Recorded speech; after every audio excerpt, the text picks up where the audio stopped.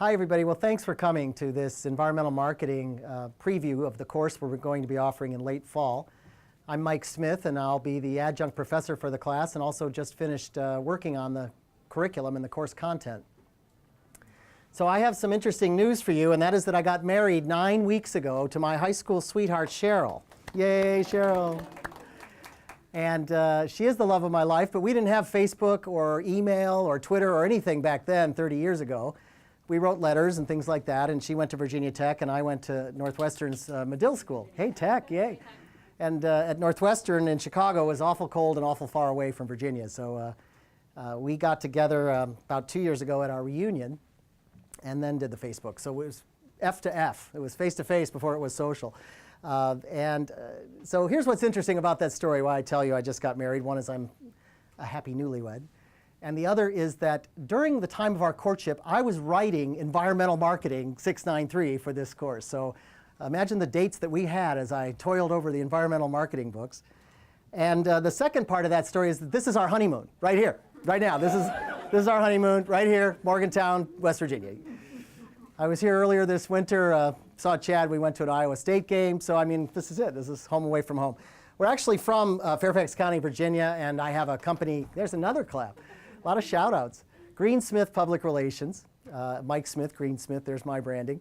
And it's been a lot of fun. It's been a labor of love. It's been a recently created business for us in that for the last 15 years, my business has been primarily focused on technology and energy clients. And as we got more into the technology of energy, it became more about environmentalism. So it was a natural progress, if you will, or progression that led us to start this business. The other thing that's important about starting a PR firm is you need a client. So we won a bid that's with the National Fish and Wildlife Foundation on the Save the Chesapeake Bay campaign. So that was a great PR win for a very small boutique of only 4 people. And it is our largest client still, and it's funded by the EPA, and it's a 5-year contract, so you can really start a business around that. Of course, we're on our 3rd year, you can't mess up because they can still take it away, but it is a great, great account for us. And since then, we've worked on several other projects for Volvo at some of their engines and clean power facilities, as well as their plants. They're very active in Virginia, Pennsylvania. And we've worked with Siemens Electric, which makes windmills. So they have a very vested interest in energy and environment. And I'll tell you a little more about a client that we have that's involved in Bike Arlington and biking instead of driving in our area. Streetcars, circulator buses, anything but cars. DC now is the worst traffic in the country, worse than LA, and we're trying to reduce the impact of cars. So that's a great environmental client for us.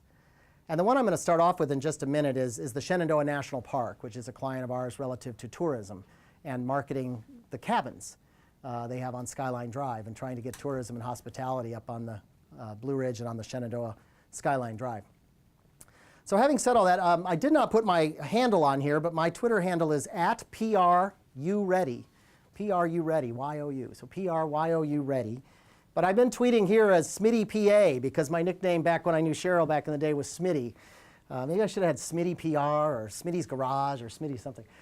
This course is going to be offered in late fall and also has been a labor of love. It's been very exciting to put it together. And I applaud West Virginia University IMC for taking on that challenge and determining that environmental marketing was important enough to add to the curriculum. And for the students, the master's degree students who are interested in pursuing it as an elective, as you round out your own master's degrees, it's going to be in demand. It is in demand now, the ability to communicate about green. So here's what's different about this course than other courses that are about ecology or green or environment or sustainability. This course is about the business of green, the business of environmental marketing, making the case for ROI, making the case for why should we do sustainability practices, offer employee incentives, offer customer incentives, or charge more money for our product and hope the market will bear it. These are business decisions that as marketers we need to be able to support them. I think what I'd like to do now is go out to my first video. We've been rehearsing here. I'll see if I can do it right. This is a YouTube. Let me have you watch this for a second. Hey, Ken, I'm curious about the Shenandoah Park and the documentary you did. Is it true the Shenandoah was one of the first parks you ever went to as a national park? The first national park I ever went to was in 1959 when my father took me there in the midst of a great deal of family tragedy. My mother was dying of cancer. It was the first and the last road trip I took together with my father. And I can remember it as if it was yesterday, but somehow after all the tragedy that overtook our family, I'd forgotten it. And when I was working on the national parks, I spent this glorious night in Yosemite, and I explained to the crew, several days in Yosemite, explained to the crew that that was the first time I'd been in a national park, and then all of a sudden at night I remembered and got to recapture this wonderful thing. I got to take a daughter back down the Shenandoah Drive, Skyline Drive, and go to all the various places that my dad and I had gone way back in 1959 as the 50s came to an end, and this, desperately young guy was, going to be prepared for the death of his mother. Wow, you have great memories. Have you been to Skyland or Big Meadows along the way, or were you more into hiking and those sorts of things? No, we did all of that stuff, and we did do minor little hikes, maybe half a mile down to a waterfall or a cataract or something like that. It was great. Well, your family's really involved now, your brother and your daughter now in documentaries, and we're really trying to promote the outdoors and families and trying to get families to be involved in the parks so that the funding continues from EPA and the National Park Service. Do you think it's important for families to have that outdoor? I think it's less the beauty of the places than it is who you see the places with. And our memories are formed more by the associations we have with getting to know our parents in a different way, getting to know our siblings in a different way, getting to know ourselves in a different way. And then the extra added bonus is that these beautiful places are so inspiring. And it's only an hour from DC, so we can refresh our souls. Yes, thank you. Thank you so much. So that clip was done at the National Press Club, and the client is the, I want to get out and go back to the PowerPoint. Yay. And now I have a clicker. Dun-dun-dun. The client is Delaware North Corporation, which is the food service company that supplies the cabins and supports the tourism on Skyline Drive. Big Meadows, Skyland, a number of rustic cabins. And so in the end, you can't really buy that kind of earned media. You couldn't pay Ken Burns enough, he wouldn't do it. He's the guy that did the National Park series and has, of course, done baseball and so many other PBS broadcasts that we love. And I was kind of lucky to get him at a good moment, and he's talking about the death of his mother and his relationship to the park during his grieving as a young boy, and how the streams and the soul of the place really uplifted him during that time. So to be able to tie tourism, hospitality, and Ken Burns and the National Parks PBS show to our client using a flip camera and 2-minute ambush interview at the press club was a good outcome for us. So what's this course about? What are we talking about here? And what really is sort of the underpinnings of environmental marketing? And this is a slide that I thought about last couple weeks as I had a chance to prepare. Really, we're talking about an intersection of several forces, several stakeholders involved in the process here of our decision-making as integrated marketing communicators. The government regulation and enforcement, the EPA, the various organizations that are pushing corporations and associations to comply, or there are fines, there are penalties for not being green in certain areas. Consumer and stakeholder interests are really on the rise in environmental. We're a lot smarter than we were even 5 years ago about what really is green and what is sustainable. We're even willing to pay a little bit more maybe to go to Whole Foods or to bring our own bag to the grocery instead of using plastic bags. Consumers are highly, highly educated about environment, and they can smell it if it's not right. And so you have to get it right. And business profitability and shareholder equity. So the business case to the CEO is about shareholder equity and about increased profitability around green. And how is that possible? Well, one, we just talked about, higher prices for your product. The other is that there are actually green portfolios for stock trading now, where investors are saying, I want to invest in companies that are sustainable, that provide the right kinds of best practices in environment. And that, to me, is really where we're seeing some change, is CEOs paying a lot of attention when the stock price goes up, or being able to get some additional profit margin out of a product line because it is a better alternative, more green. And again, our government saying, you have to do it this way, we're not going to allow for any more oil spills, or we're going to charge X billions of dollars to clean it up. So this is more of the kind of slide that provides some content for the course that we'll have in late fall. And really looking at the corporate worldview as the intersection of business, environmentalism, and social responsibility. So West Virginia University could have offered a CSR course. We could do a corporate social responsibility course, and have. And we could certainly talk about green as a part of that, and being green as maybe chapter 1, and then there are 5 other chapters on how to do good CSR.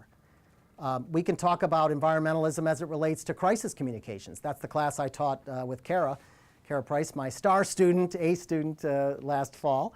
And late fall we did crisis, and surely we talked about BP, and about 2 or 3 of the cases I think were around the issue of environmental disasters and how to be a good communicator in crisis. And we could do that, but no, we're going to try something different here. We're going to talk about the business intersection of what a CEO wants to hear, what a stockholder, shareholder wants to hear, what a board of directors wants to hear, and how we as communicators and marketing communications executives can have, again, that awesome seat at the table that we're always seeking with the C-suite. This is a place to get the seat at the table, is to help them understand environmentalism in a new and different way. And I think we're often, tasked with being good counsel to our leadership. And here's a way to say, you need to budget for this. We need to have a sustainability program. We need to have employee incentives to be green. Executives are relying on us to really reduce costs, increase profits, or drive stock price. That's what marketing does, supporting sales, supporting the organization. Take a proactive approach to your reputation management in environmental areas, but with real sustainable stuff that can be proven. Oh, and I wanted to talk about metrics. So 2 things. I've been in PR for over 30 years. I went to Northwestern, as I said, and I went to Burson Marsteller, Edelman Public Relations. I worked at Havas, which is a big European PR holding company. My first job out of college was at Dow Chemical Company, so I've been on that side of chemistry and where environmentalism is, and then on the Chesapeake Bay side. So I've been on all sides of this spectrum, from Dow to the Chesapeake. And what I've learned in my career, and the reason I'm so happy to be teaching, is it's about elevating our profession into the C-suite level as CMOs or chief communications officers, and it's about metrics. So all the time, every conference, PRSA, wherever you go, it's how do you prove it? How do you show metrics? What did that Ken Burns clip earn? What was the earned media value of it? What was the ad equivalency of having Ken Burns for 2.5 minutes? It's hard to really say. The theme of it, the tone of it. How do you tone that piece? We have measurement companies that help us do that today. Well, you can prove metrics on environmentalism. You can prove it because there are so many score sheets now and guidebooks, and the United Nations has metrics, the various environmental defense funds. There are clearly organizations that will help you score how you're doing in environmental communications, and you can put it on the table and say, here's how we did, we moved the needle. So as you look at your environmental program, your PR program and communications can go along with it. And then, of course, you want to support your brand equity and your customer loyalty. Customers are willing to pay more for green. It's an established fact at this point. So how do you, enhance the brand by having the green alongside it? And if we were here today and just put up our hands, we could think of 5 or 6 companies that are not green, that have been environmental disasters, that have hurt our planet. We see polar ice caps melting, things like that, and we can sort of cite where that comes from in terms of ozone depletion. And we could probably name 5 or 6 that we think are pretty good environmental stewards. So how about all the rest of us in the middle, as we think of the top 5 and the bottom 5? Consumers drive profits, and the mainstreaming of green means we're all really green consumers now. We're all educated, and so is the C-suite. So we're going to look at the motives and buying strategies of green consumers and what they're looking for, and this course will help us teach that. One of the texts is called Corporate Greening 2.0 by Harrison, and it was a fairly early work, but he's updated it enough to the point where these same scoring mechanisms, these same understandings of the evolution of green from the 70s, Earth Day, those sorts of things, into where we are today over the last 30 years. Okay, so let's look at the converse of all these good things, metrics and cool measurable stuff and mountains and streams. Greenwashing. We're going to spend a whole chapter on that, at least part of one of our sections in the 9 weeks will be about greenwashing. And that's faking it. That's companies that are doing CSR. And I really thought Jeannie was great, and in playing off of her last comments about grass tops, AstroTurf, fake letters, testimonials that aren't right, and don't spin it, and don't fake it, and don't be liars. It's sort of the ethics of it all. Greenwashing has put a bad spin on our profession to the point where we have to even be better at proving value and proving green and proving sustainability, because you have to get through some of the clutter of people 10 years ago or 5 years ago who were putting out stuff that really wasn't quite accurate, or was at least just getting in the game, but let's window dress. Let's make it look like we're going green, and then let's kind of get along with our practices. So consumers can be misled into buying products and making purchases that don't deliver, and they're never really the same again about your company or the brand. Or that purchase has been squandered, or that money that I've paid as a consumer could have gone to a different place, could have gone to something that does support environmentalism, does have cause marketing for the World Wildlife Fund, is doing sustainable manufacturing, as my client Volvo has been doing for so long. And they're known for safety, but they really ought to be known for green, because Volvo has been producing cars and trucks that are on clean fuels for a long time. And these illegitimate claims take away market share from those companies in the same category. So that's a business equation for us. We have to think about that ROI. We have to think about that pro and con as we're formulating our own communications and marketing strategies. Greenwashing creates cynicism and doubt about all your environmental claims once they're put out there. Or what I thought was so cool about Ginny as well was people will get it. They'll find out. The internet's too big. The world is too smart. There's too many sources, like the reporter who hung up the phone and just went to the white pages. We'll find out if this claim is right or not. And there are other groups that are auditing and challenging green claims all the time. So here's what I think is another important business ROI discussion about environmental marketing. According to Forrester, effective CSR and sustainability practices in an organization can increase and contribute to your profits up to 35%. That's a third potential increase in business in terms of brand equity, in terms of stock price, in terms of overall profitability. Sustainability pays. Green pays. And that's what I think we as communicators can come into the marketplace with our new skill sets and seeking job opportunities, having that arsenal available, having that ability to counsel at that level. They yield measurable results in waste reduction, improved efficiencies. Using green manufacturing can actually save you money. Guess what? It's a multi-million-dollar investment to retrofit a plant. It's huge. It's a huge big expense. And 5 years from now, it pays for itself. And 10 years from now, it makes you money for having done that retrofit.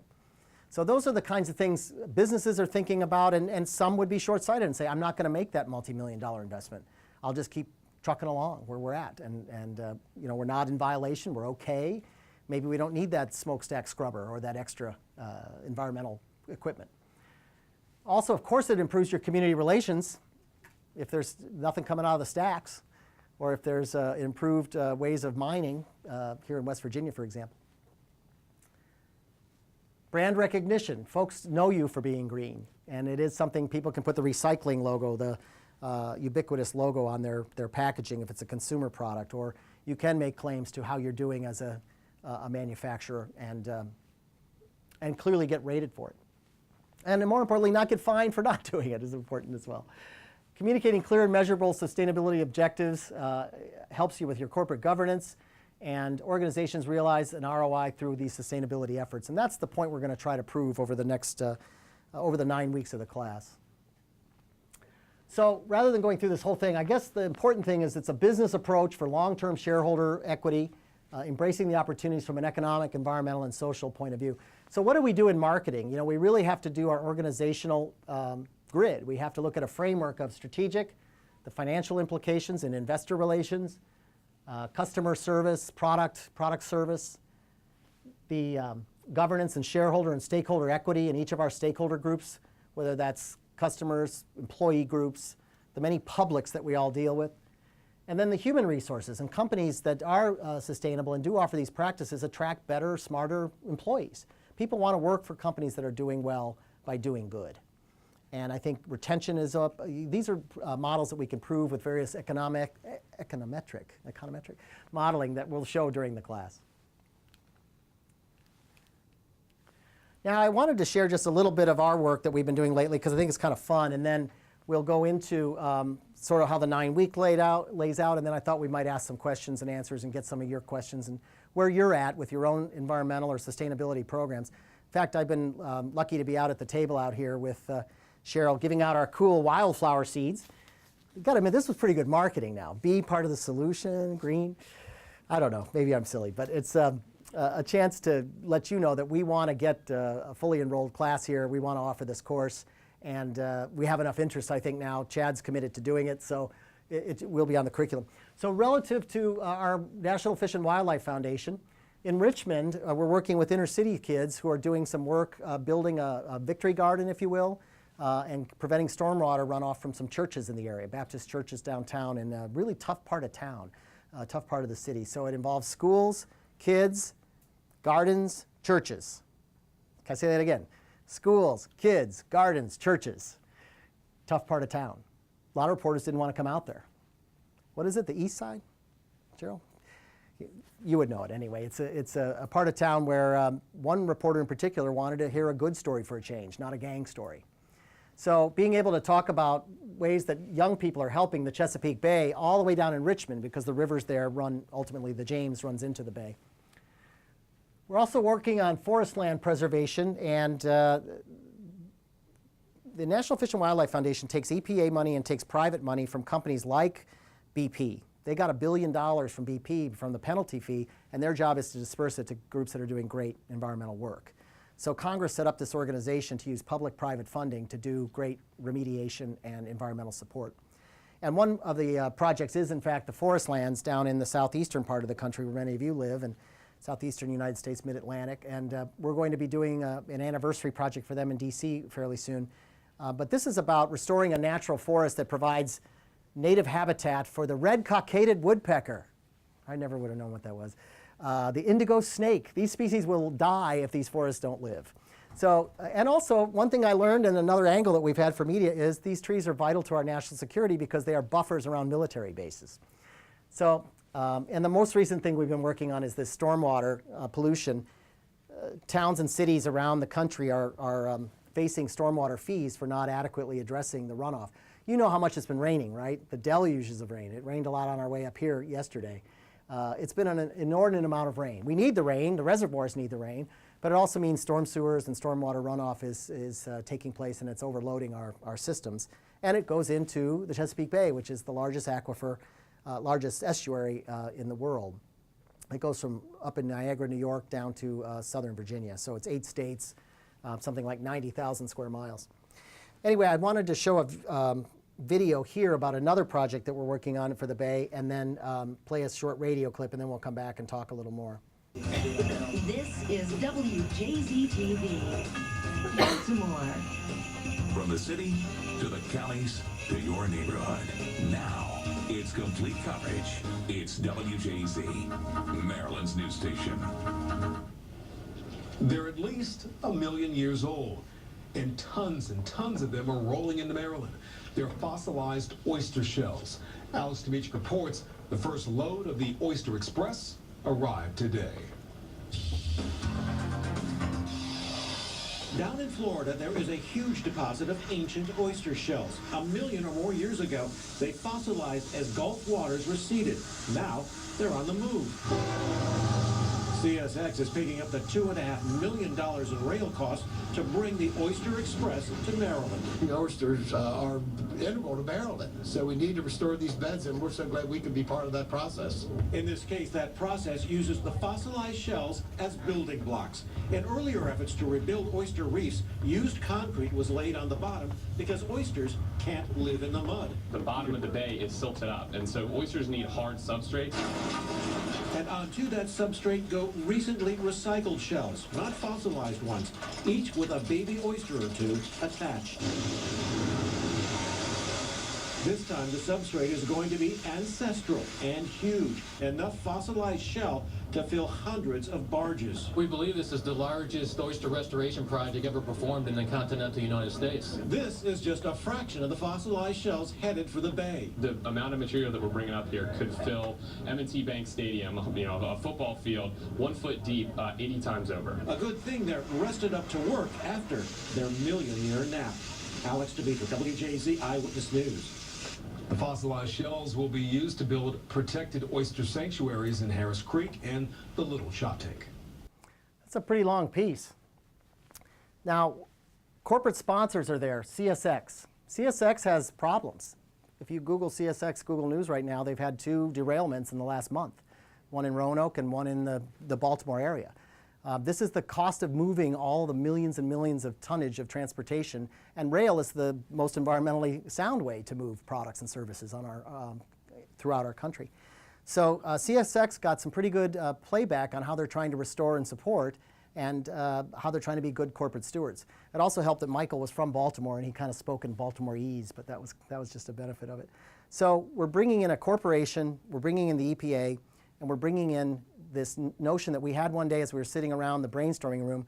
Let's call it the Oyster Express. It was around November, December. All the kids were watching the Express movie for the Christmas stories. And this was a way to really show that we're bringing up shells again and again to support these new oyster beds. So it was freezing. We're on the bay. These sound like old war stories, but it was just a tough day out there. And we got that clip. Well, as a result of it, now CBS Morning News wants to do it, the Weather Channel. We've got C-SPAN interest, all when the little babies come onto the shell, which is in June, July. So this is the story that may keep on giving for the corporate partners that are involved in it. This is an audio track, and I'll just put this up for a little bit, but it is the most recent project that we've worked on is, again, stormwater remediation. The EPA is not our client, but they pay our client to pay us. So we want the EPA to be happy. And the EPA said, we need to change the terms of the conversation because EPA is like a curse word to a lot of US corporations. EPA is the bad guy. EPA is the enforcer. And yet EPA is protecting all of us. And so the head of the Chesapeake program said, I want to change the conversation about these fees. Now, as communicators and marketers, I'll just throw out 2 words to you, and you can think about it a little bit. Rain tax. Fox News determined that stormwater remediation fees are rain taxes and that we shouldn't tax something God is bringing down. I'm sorry, I'm going to show my political bias here. I apologize. Let me try to be straight on this. So Fox came up with the term rain tax to discuss the idea that any taxation at a local level should be paid to clean up this water before it goes in the storm sewer, before the river, before the bay. And the state of Maryland left it up to certain townships to figure out how much they'd want to charge for this. All this matters to corporate and marketing communications in a very interesting way. One township decided they were going to charge a penny for every 100,000 gallons of stormwater going into their cisterns and to their stormwater system. And so their total commitment to the state of Maryland was $485 as a town. And that's kind of like, as they used to say in Shakespeare, thumbing my nose at you. That's sort of saying, I'm not interested in your localized tax, but I'll figure out a different way to handle this water. And others are progressively trying to create rain gardens and rain barrels and buffers and ways to prevent that from getting into the system in the first place. So this audio, the charge was change the terms of the conversation around how people perceive the stormwater fee, that it's a positive and proactive thing that we as citizens should be doing. Companies and churches and towns that big roofs and buildings should be doing in the first place.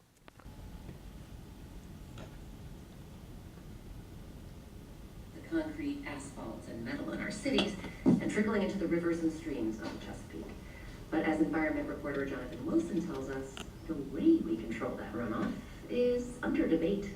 As far as Jeff Corbin is concerned, there's really no argument about how urgent stormwater management is for the Chesapeake region. Stormwater management has to occur, and if you talk to folks in some areas that are really experiencing stormwater problems, they're going to pay for it one way or another because they've got stormwater runoff, not just from a pollution issue, but from a flooding issue. Corbin is the Environmental Protection Agency's Chesapeake Bay czar. Officially, he's a senior advisor to the head of the agency. Roughly 18, 19, 20% of the nitrogen and phosphorus pollution coming into the bay and local rivers is coming from urban areas via stormwater runoff. And the EPA believes those numbers will only get higher if drastic measures aren't taken. Stormwater runoff is the fastest growing source of pollution to the bay, and it can damage the health of the watershed in other ways as well, carrying sediment into the water and stopping sunlight from reaching underwater vegetation that needs it. The issue is a big enough deal to have brought Corbin together with more than 100 government and nonprofit leaders from across the Mid-Atlantic for a stormwater summit this past weekend in Buckeystown, Maryland. And while there was enough concern among participants to, well, fill a cistern, there was also a lot of optimism about what communities are doing to stem the flow of stormwater running off into the bay. If you're walking around DC, you may not even see a lot of the stormwater management that's going on, and it looks like landscaping. That's Amanda Basso with the National Fish and Wildlife Foundation. Her organization provides millions of dollars in grants to cities, towns, and nonprofits looking to curb runoff problems. The stormwater management she's talking about includes measures such as porous pavement and soil mixtures in sidewalk tree boxes that are designed to absorb excess nitrogen before it leaches into groundwater. These are fairly simple fixes, but in better control stormwater runoff is no small task, and it's not a cheap one either. Well, obviously, we're not going to pay for it all with grants. Basso says the money her organization hands out in stormwater grants each year, $12 million in all, is primarily aimed at demonstrating the possibilities and spurring innovation.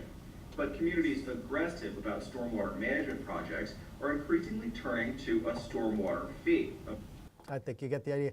So, you know, what I'm trying to suggest is that the companies that back this program are Walmart, FedEx, CSX we just saw. I mean, big, giant U.S. companies that want to be part of the solution, don't want to go out retail themselves and try to save the bay, but see their money aggregated with EPA money together as a way to create positive change. And they get plenty of love for that, and they get plenty of positive marketing and PR for that work. So, back to my clicker. When you do online and interactive, you don't have to use all these tools. We do other things when we're talking to each other on discussion boards. One more piece of work here that I want to share is our other client is the Mobility Lab, Capital Bike Share, Arlington Bike Share, streetcars, circulator bus, and different modes of transportation around DC to try to reduce cars, reduce ozone, reduce pollution from cars.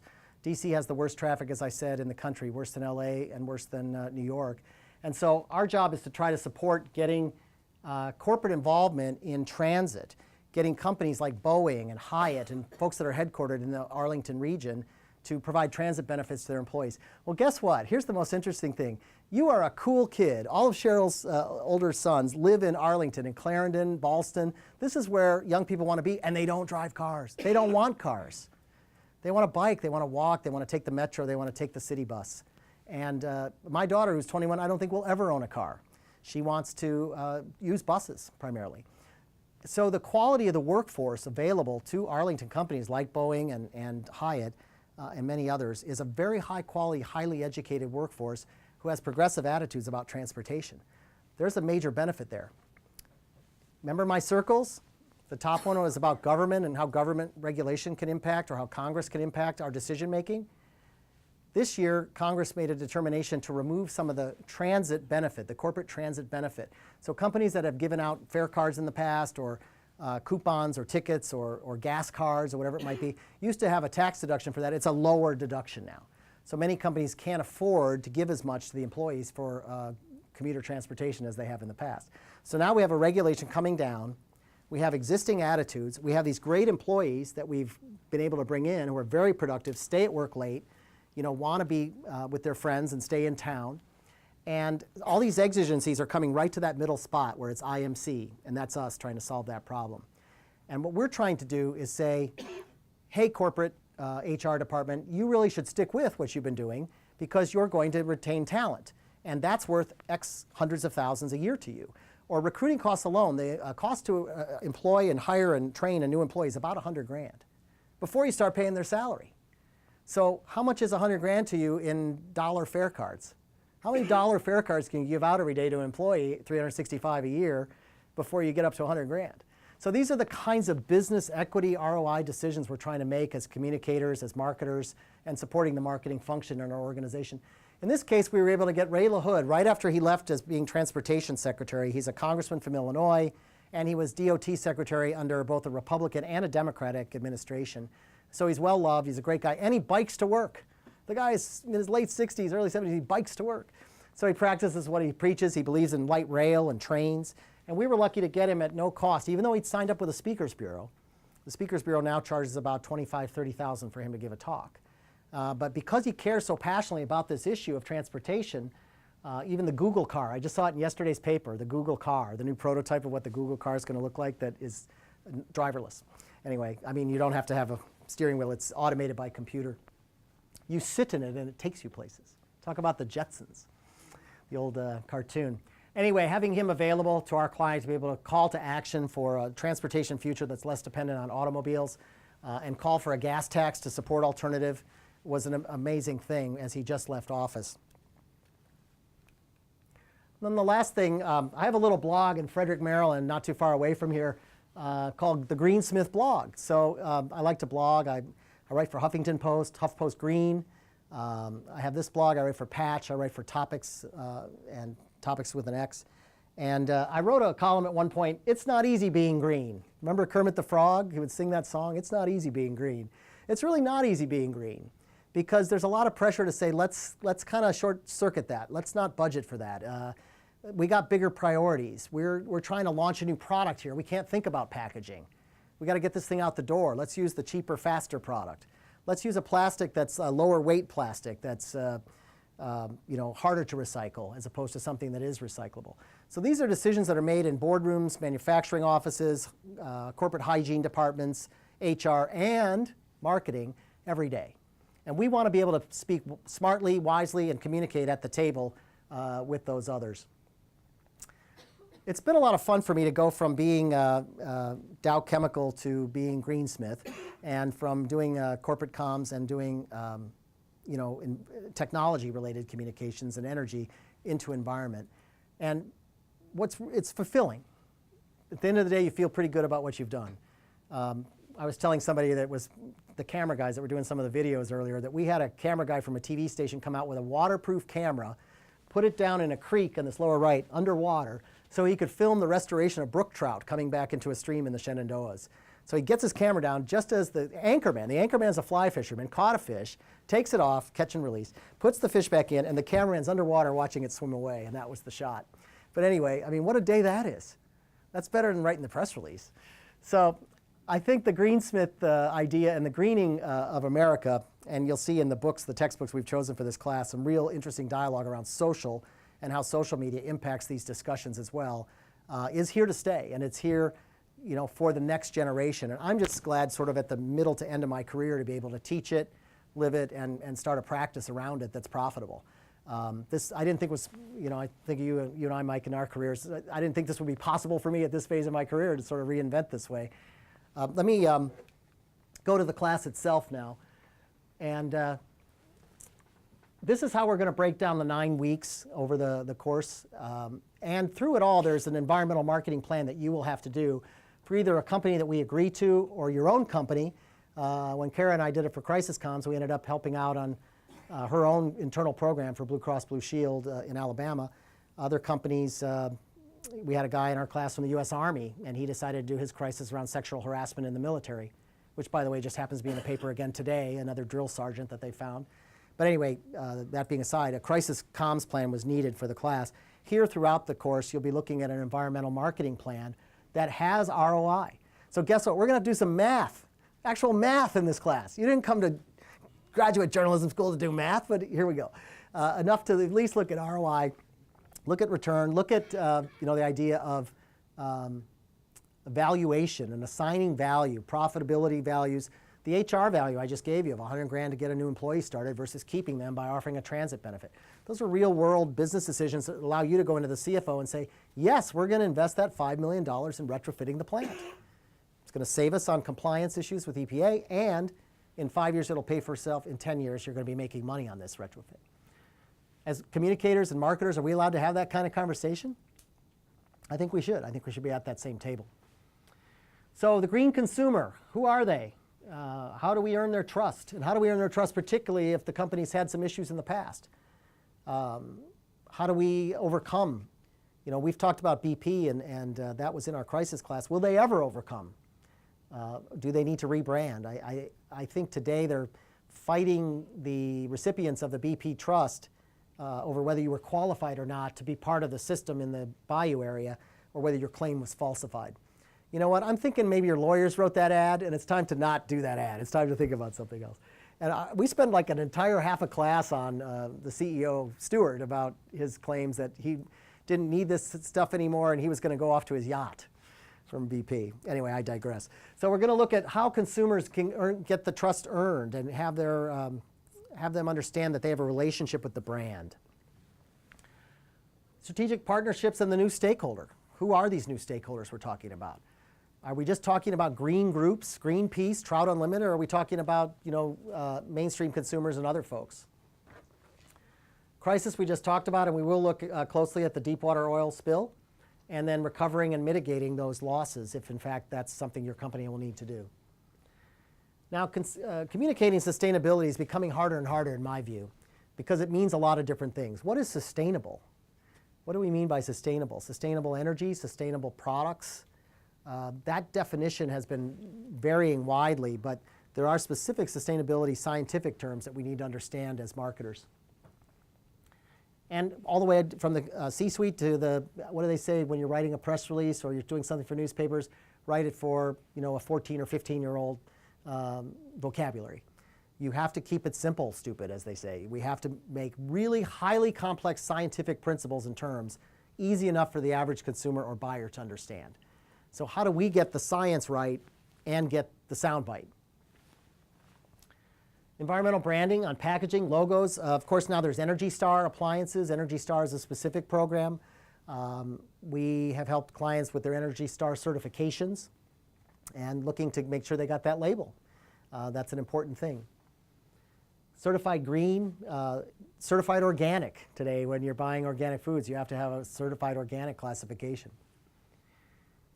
These metrics that we're talking about, and then I'll open it up to questions, are global, not just US. They're global reporting standards, they're United Nations standards.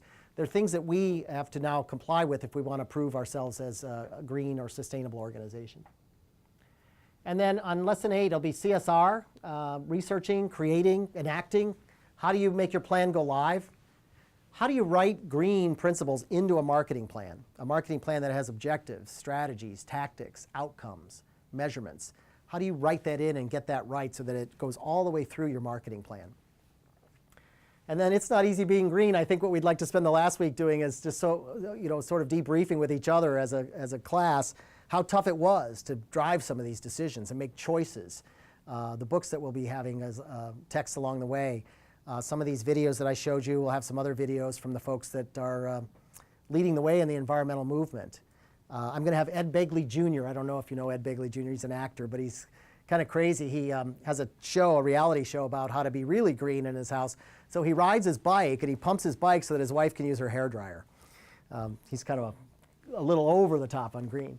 But what are we talking about in terms of the course and the outcomes that we expect? I think it's risky but intelligent risk for West Virginia to offer this class because it isn't just a CSR course, it's a business course. I think it's something that'll help you be more career ready and something on the resume that not everybody's going to have.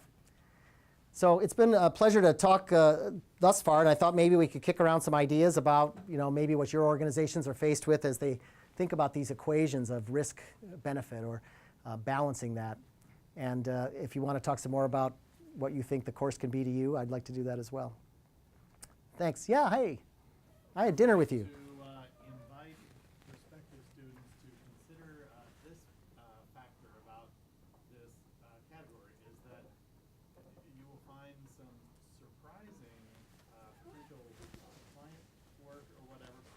I did a content strategy consultation for a huge global engineering company that literally played both sides of the fence in Colorado, where on one hand they were sustainability experts and designed to lead standards and so forth, but they were also representing the fracking people on the other side. They were playing both sides, so there's a lot of complexity, and it's not a good idea to dismiss that there would never be any business there. Like Mike just dropped in the name Walmart. I don't think people always think about Walmart top of mind as greenies, but it's where our household recycles all of our glass products and lots of other stuff. So it's a bigger, broader client spectrum than you might imagine.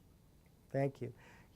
In fact, in one of our texts, Walmart has the 365 program. Walmart 365 is held up as one of the best examples of corporate sustainability in the world for their practices in distribution, for their practices in go-to-market, for their practices in taking back, I guess, everything from propane as well and recycling it, batteries, computers, that sort of thing. So folks are doing it out there, and we need to be on that bus and understand the science of it, the economics of it, and where marketing fits at the nexus of all of those things. Any other thoughts? Hi. Are you still cold? Yes. Okay. I think it's this room. The other room's not too bad. I won't be able to take the class because I'm almost done with the program, but it's a topic I've always been interested in and would like to get into in the future. It's something I always try to incorporate into all of my final projects and campaigns that I've done throughout the program. But what I always find challenging is because it's in my mind, whatever client I choose, that's the route I want to go. And whether they're a green client or not, Good point. but they're not necessarily promoting it. So I always try and make that part of the campaign, but then your lesson too says who are, you know, the green customer, knowing who they are. Then I always have the challenge, well, is my audience green? Should I just target a green audience? Or do I need to target my audience and push green on them? I guess, I don't really know I guess my question is like, is green, every company has to have some sort of system, right, environmental platform. Is it necessary to promote this based on your audience? Or And people say green marketing doesn't really matter because people don't pay attention, but people do pay attention. People like me pay attention because that's what that's like been my IMC theme with every project. I always incorporate it a little bit because that's what I care about. But it might not be every company's, like you said, so is on the back burner. The green plan is always on the back burner. I think that's discussion board 1 for week 1, discussion board question. No, let me say that stakeholder analysis and understanding audience is critical to everything we do in marketing and in PR. So we'd want to look at stakeholders around shareholders, customers, employees, you know, people in the supply chain, distributors. There's lots of potential stakeholders, and analyze. Our premise is going to be that everybody is interested in environmental impact and green at this point. Everybody's interested in, let's put the global warming debate aside. I think we spend like 1 chapter on that in the entire 9 weeks.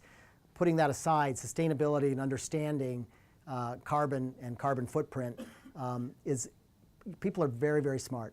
And I think next generation, as we come along, it's going to be assumed, and it's going to be a requirement. Like, you can't even talk to me about your prospect or your product unless we have a green platform to start with. So it's table stakes, it's entry level to have that kind of a program in place. You two have been talking. You've been comparing notes. Well, actually, no, I just want your opinion on something I saw on the internet. Solar roadways.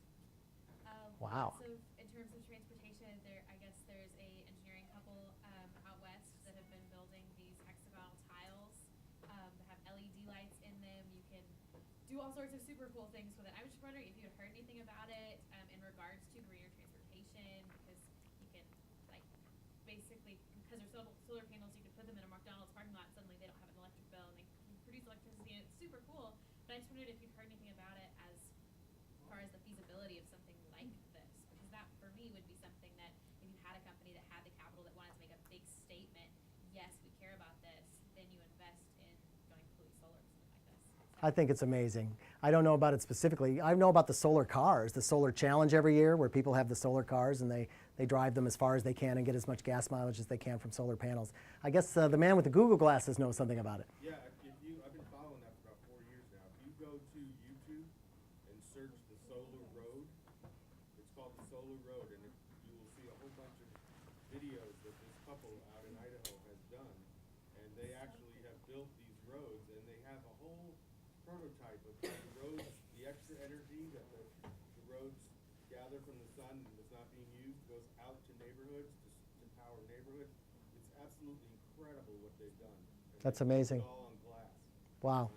I'll tell you that, I should just let you talk, but we had to prove some things for the natural gas industry relative to natural gas vehicles, which haven't caught on as much as they should. They are with vans and circulator buses and things that do rotations at airports. They're all NGVs. Well, we had a campaign where we got a Pontiac GTO car, which used to be all the rage in the 70s and are still hot rod cars. And we got it to go from Los Angeles, California to Washington, D.C. and be able to gas up with natural gas fuels all the way across the country, which wasn't easy to do. You had to take a few little side trips to get to that natural gas pumping station. But we drove it right up to Capitol Hill, parked it on the hill, and got the congressman to come out and see the natural gas car that had just made it across the country. So it is possible to have alternative fuels. I didn't know you could make a road. I knew you could make the vehicle solar or gas or battery powered or like a Chevy Volt. I didn't know you could make the road. That's really cool. I'm also probably going to miss out on the class, but I'm not sure if you guys are going to talk about B corporations at all, or some of the work that B Corps are doing. I mean, they're companies that are building their whole platform on people, profit, and planet. So they're completely restructuring the way that business and marketing is, being put out there. Wow. But those companies are amazing. That was going to be my question, is how much of this, the companies that are really doing this well are companies where this is part of their culture.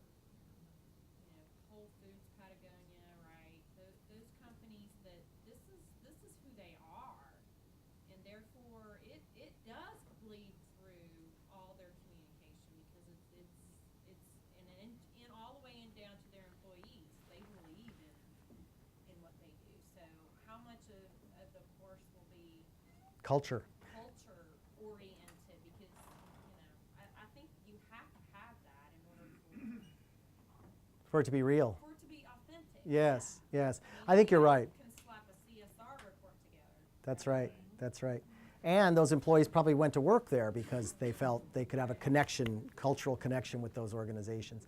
So yeah, I think that's a big part of the first couple lessons where we're trying to talk about who's doing it well, how, what are the benefits from a business point of view, and who's trying to catch up.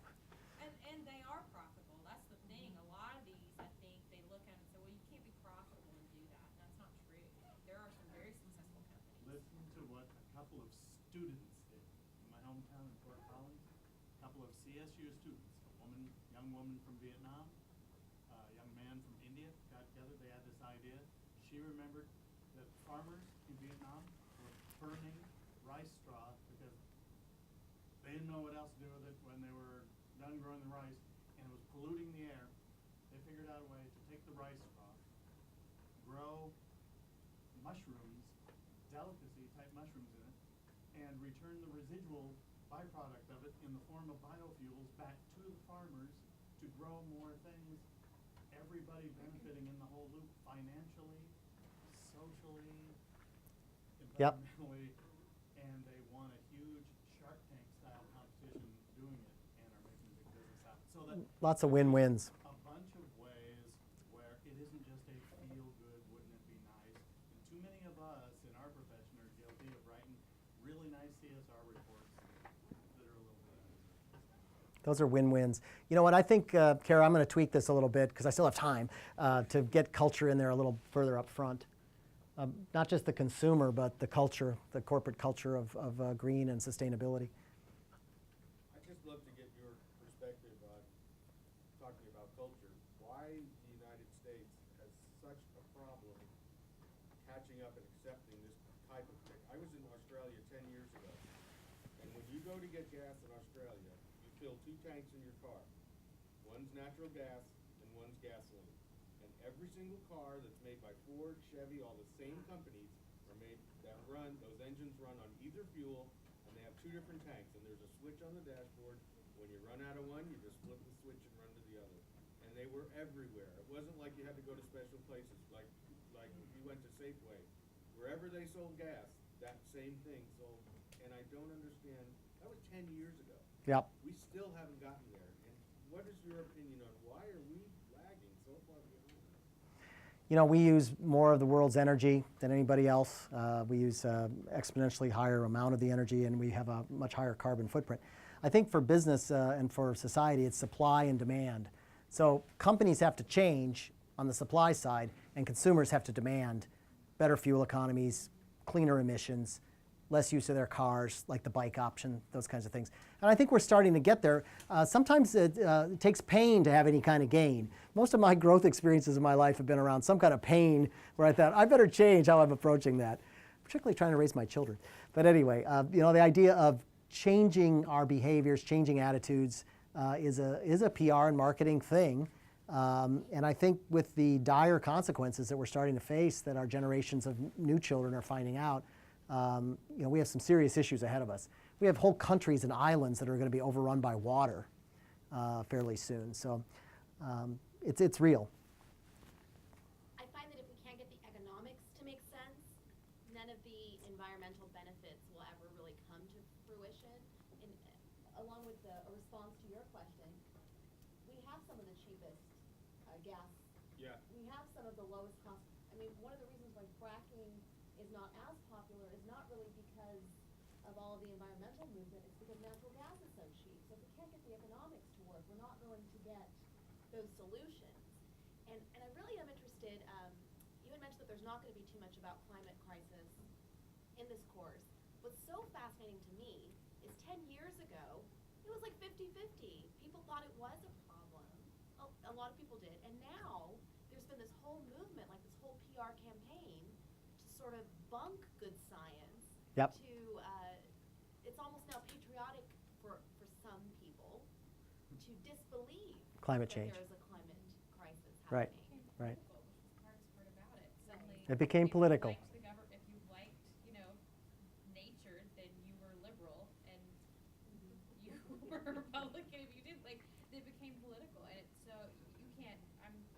conservative part of the country, and if I say that I believe in climate change, people laugh at me, and I'm like, you don't understand. But I think part of the problem, especially if you are in a coal mining area, is it's a lifestyle. Yep. And it's so hard, and I think that's a government problem as well, because you've gone in and said, there are all of these regulations, and you have to appeal to this immediately, and companies are like, well, fine, we'll do it, and it's gonna hurt all these people, and so the people think, oh, the government's hurting us, instead of trying to replace those jobs and teach them differently. And I think we're not teaching, we're just trying to change it. And clean energy jobs is one of the fastest growing occupational categories now. Clean energy is really moving quickly. These are very thought-provoking things. I'm going to watch the videotape. Yes, you had your hand up for a while. Yes, in the blue shirt. I wanted to get your thoughts on the fusion reactor that they're building in France. Well, France is totally dependent on nuclear. They built their infrastructure around nuclear power. Fission, though. Talk about fusion, the fusion reactor in France. I don't know that. I'm sorry. Tell me about it. It's ITER. It should be done by 2027, so it's not too far away. And they're trying to contain plasma moving 5 times faster than the sun's electricity. And it's atomic. Yeah. It's an atomic reaction. Yeah. Well, the French have been ahead on alternative energy for not just for decades and decades, having invested in nuclear as their primary option for electricity and for power. So their output, their carbon footprint is minimal. Yes. Gentleman in the back, I don't know if you still wanted to ask a question. I just wanted to, full disclosure, for talking about the natural gas and I work for a oil and gas company, a coal mining company, that's pretty popular, or I guess will be well known in this area. And I think a big part of the economics with natural gas is, we mentioned the supply and demand aspect of it, and why it's not in why you can't pump for both those types of things. I think part of it is that there's always going to be one side saying the infrastructure isn't available. The other side's always going to say that you need the supply to be able to do it, or you need the demand from the consumer standpoint to be able to make that a reality.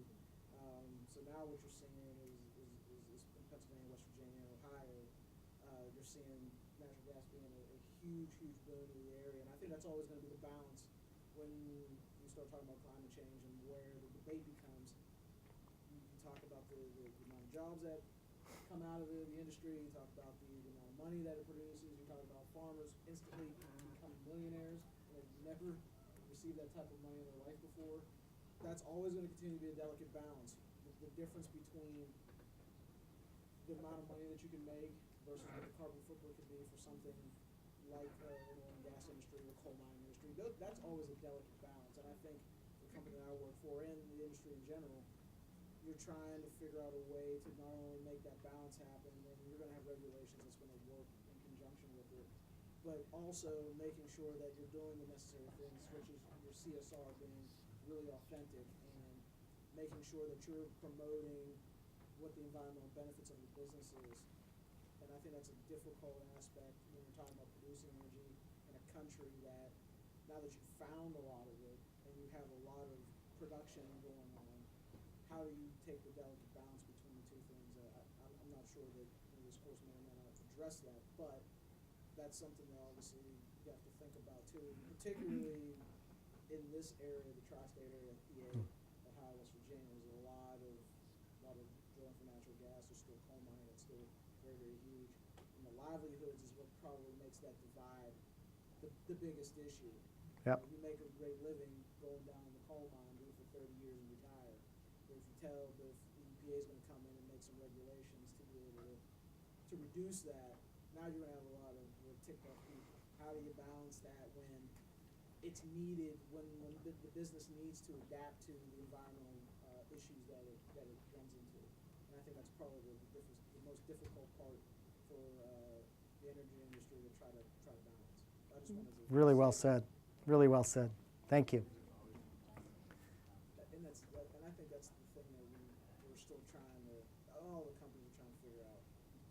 But they do have to address issues like that. And there's the concept of acceptable risk in capitalism. And acceptable risk starts with what are we willing to give and take to have transportation or to have coal-fired furnaces or coal-fired electrical plants or train cars for that matter. So I'm looking forward to working with all of you. It's been fun for me to learn from some of my mentors. Mike here has been a mentor of mine back in the DC area, so it's been a good experience, and I'm looking forward to environmental marketing taking off. And we'll probably tweak and shape this course a little bit based on this discussion and based on some of the feedback we got here today, so we really appreciate it. You didn't know you were in a focus group, but you really were. So thanks very much, everybody. Have a good rest of the day.